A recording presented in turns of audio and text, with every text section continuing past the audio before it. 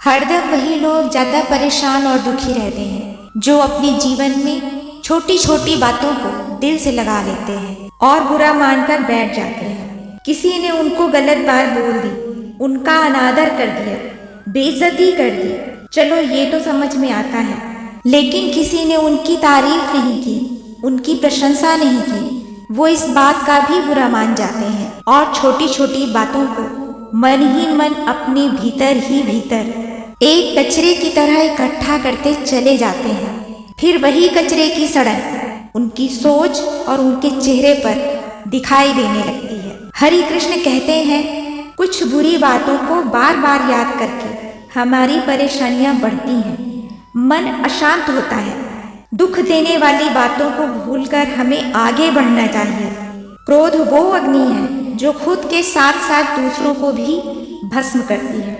मुंह में जीत तो सबके पास है, लेकिन कमाल वो लोग करते हैं जो इसे संभाल कर रखते हैं। मौन और मुस्कुराहट दोनों चीजें आपको ईश्वर ने दी हैं, दोनों का इस्तेमाल कीजिए। मौन आपका रक्षा कवच है और आपकी मुस्कान स्वागत का द्वार है।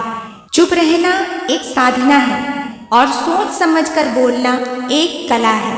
अक्ल बड़ी या भैंस, बुद्धि तो भगवान ने सबको दी है, तो अपनी बुद्धि को पैनी रखिए और अक्ल लड़ाइए, क्योंकि पैनी अक्ल वाले के पास अंतहीन रास्ते होते हैं। बस अक्ल लड़ाइए, उन पर ध्यान मत दीजिए जो आपकी पीठ पीछे बातें करते हैं। इसका सीधा सा अर्थ है कि आप उनसे 2 कदम आगे हैं, क्योंकि बातें उन्हीं के बारे में होती हैं जिनमें कोई बात होती है। एक बात का हमेशा ख्याल रखिए कि ना तो इतने कड़वे बनिए कि कोई आपको थूक दे और ना ही इतने मीठे बनिए कि कोई आपको निगल जाए। जब खुद से बहस करोगे तो सारी समस्याओं के हल मिल जाएंगे, लेकिन दूसरों के साथ बहस करोगे तो और नई समस्याओं में उलझ जाओगे, नए सवाल सामने खड़े हो जाएंगे। जबकि आदमी साधनों से नहीं साधना से श्रेष्ठ बनता है।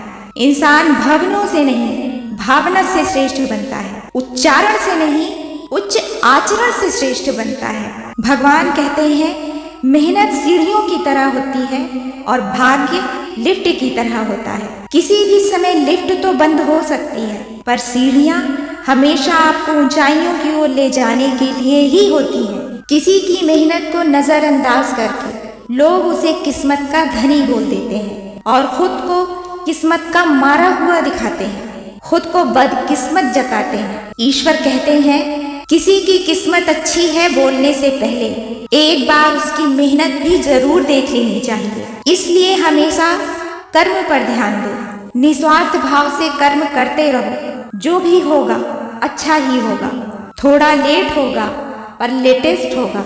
दूसरों से होड़ मत लगाओ, उन्हें हराने की मत सोचो, क्योंकि होड़ लगाने वाले जीवन भर होड़ ही लगाते रह जाते हैं। खुद को आगे ले जाने की जिद जरूर पालो। एक दिन यही जिद चाहत और चाहत आदत में बदल जाती है और आदत ही अच्छे बुरे जीवन का निर्माण करती है। घर के बुजुर्गों को अक्सर कहते हुए सुना होगा, अपनी आदतों से बाज आ जाओ बेटा, मतलब बुरी आदतों को छोड़ दो, क्योंकि बुरी आदतें समय रहते ना बदली जाएं तो यह बुरी आदतें आपका समय जरूर बदल देती है। कोई एक व्यक्ति बांस से तीर बनाकर दूसरों को घायल करता है, तो कोई उसी बांस से बांसुरी बनाकर दूसरों को मधुर स्वर सुनाता है।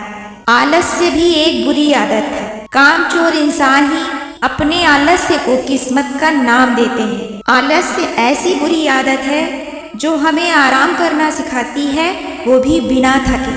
आप आराम करते रह जाते हैं और समय तेजी से आगे निकल जाता है। जैसे नदी की एक धारा जो एक बार बह जाती है, वह वापस लौट कर फिर कभी नहीं आती। उसी प्रकार रात और दिन मनुष्य की आयु और समय लेकर चले जाते हैं, फिर लौटकर कभी नहीं आते। इसलिए वक्त रहते चेत जाओ, खुद में शक्ति लाओ।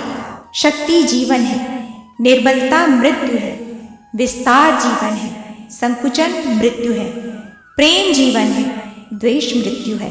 भगवान कहते हैं, तुम्हारा हितैषी, तुम्हारा भला चाहने वाला सिर्फ मैं ही एक हूँ। जब जब सब तुम्हारा साथ छोड़ देते हैं तब मैं तुम्हारा हाथ पकड़ लेता हूँ। राधे राधे दोस्तों, स्वस्थ रहिए, खुश रहिए।